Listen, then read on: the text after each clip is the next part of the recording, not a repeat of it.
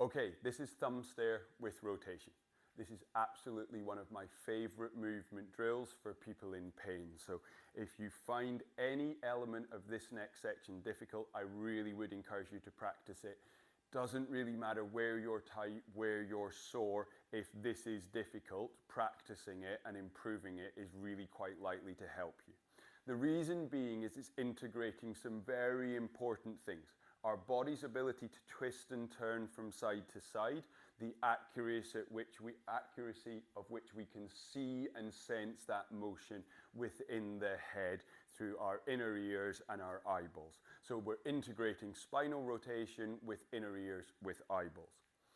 The motion that we're looking for is essentially each and every time is a thumb out in front and somewhere between a 90 and a 60-degree rotation. So we can make that rotation at different points in the body. We can use the whole lower body to make the movement, so we can turn from the waist, as it were. So my knees, hips and arches are all involved in getting me round the corner like this. And as I do that, and you practice that, what you want to take note of is that you don't need to turn your head to make that movement, as in you don't rotate through the neck, you just rotate through the lower body. So rotate through the lower body side to side a couple of times, actively using the knees and feet to help with the movement. Second form of rotation that we want to be able to do is just that of the spine up to the bottom of the neck. So for that, we're going to think about bending the knees a little bit, putting the hands on the hips to mark the division between what's not moving in the legs and what is moving in the spine. And the other thing we want to think about here is that we're not turning the head. So my head's going to stay in the middle. I'm not going to rotate like this as I go around the corner. So I'm going to turn like this. So think about knees staying forward, but nipples turning round the corner, but head staying in line. Now, what most of you will find is that 90 degrees probably isn't possible through this movement. So we'll think somewhere between sort of 45 and 60 degrees of turn from side to side. And then the last way we can make rotation is in some ways the most obvious and easy way, which is to just turn the head. And as I turn my head from side to side, I'm going to think about keeping my shoulders nice and still as we do it. So relatively straightforward so far, hopefully. 3 different ways to twist. 1 through the whole body, where we move right down into our arches. 1 where we break the movement at the wrist and we just turn through the spine. So this is essentially rib cage on pelvis turn. And then we have head on rib cage turn up at the top. So now what we're going to do is take one side of the body and test that, and then we'll compare it to the other side. So thumb out in front, we can go hand onto hip, that's absolutely fine. And then we're going to turn through 90 degrees, feeling that hand go around the corner, feeling those arches move, keep staring straight forward. So we want to be able to make that movement smoothly and at different speeds. So try a couple of slow ones. And then you're going to do a couple of quicker ones. And the idea is the eyes stay locked onto the thumb and you are able to control where that rotation comes from.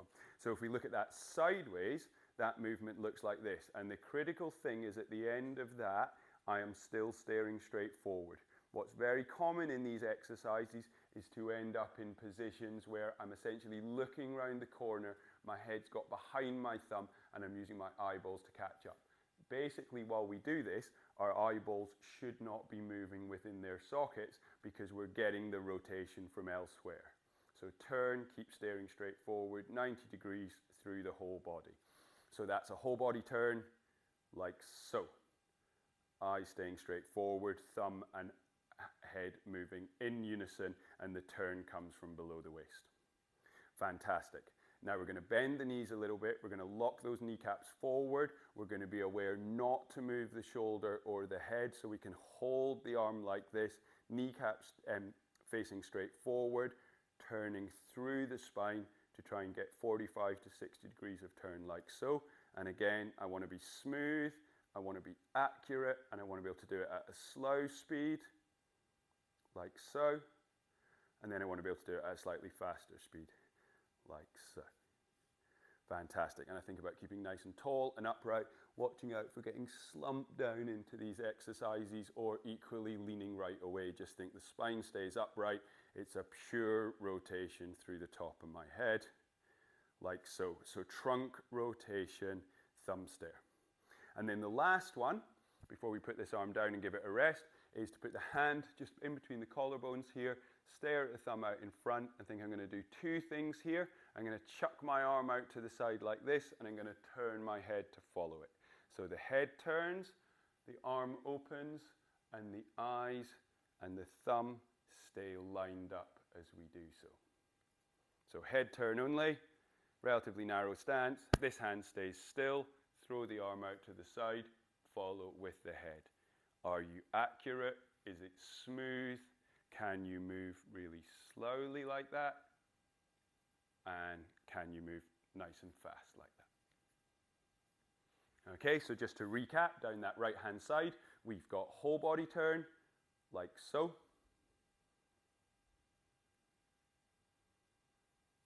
We've got spinal turn, like so. And then the last one, another 90-degree turn, should be 90 degrees, is that head and arm turning. Okay, so some of you will find one of those to be much easier than the others, or vice versa, one much more difficult to the others.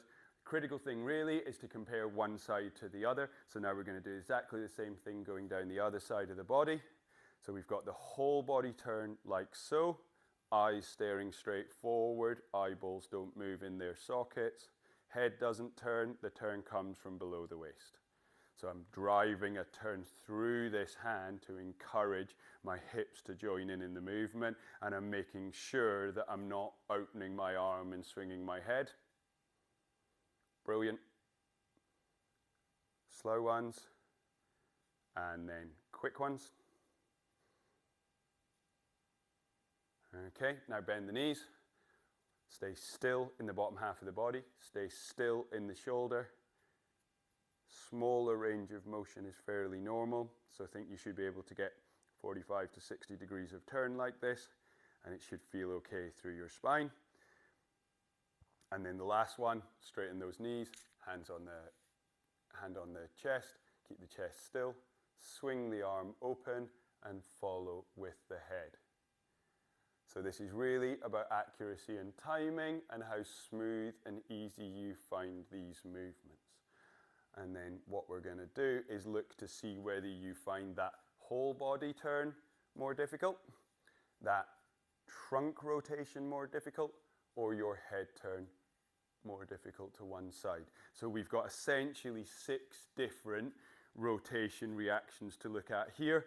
Whole body turn left and right, spinal turn left and right, and head turn only left and right. And what you want to do is have a good go at each one of those and find out which of those movements you find more difficult. There aren't really easy ones and hard ones, but it is very different for different people. Some people find the leg ones a piece of cake and the head ones nearly impossible when they first start training.